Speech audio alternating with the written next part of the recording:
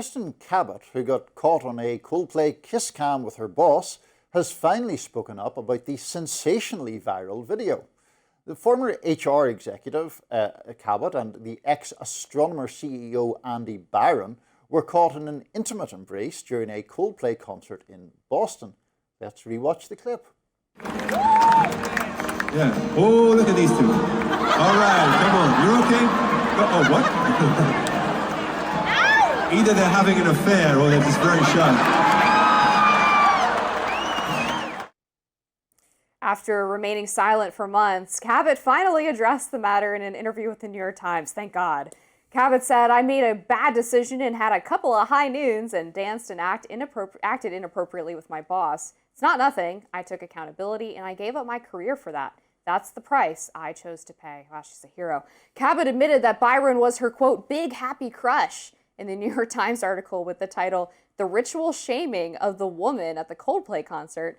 Cabot said, "I was so embarrassed and so horrified, but I'm not some celebrity. Even if I did have an affair, it's not anybody's business. It has been like a scarlet letter. People erased everything I'd accomplished in my life and achieved in my career.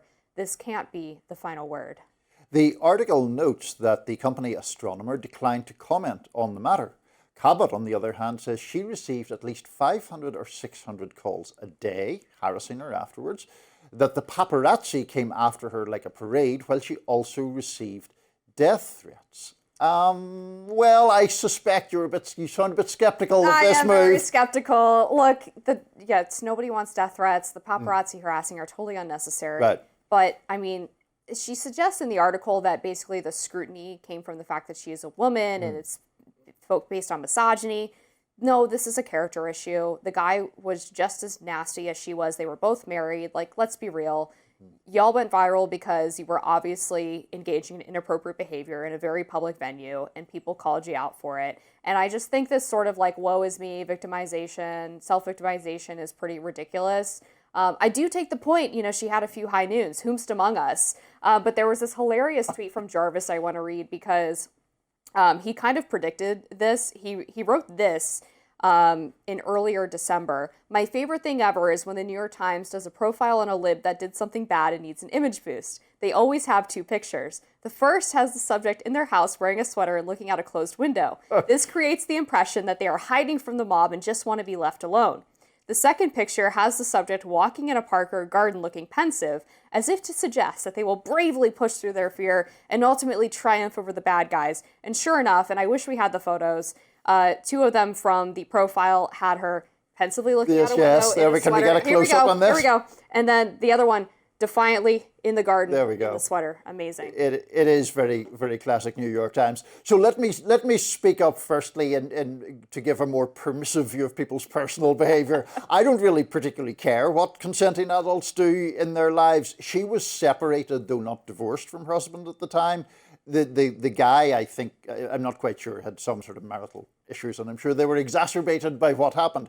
I think it was just this thing where people were amused by the whole scenario. It was kind of funny.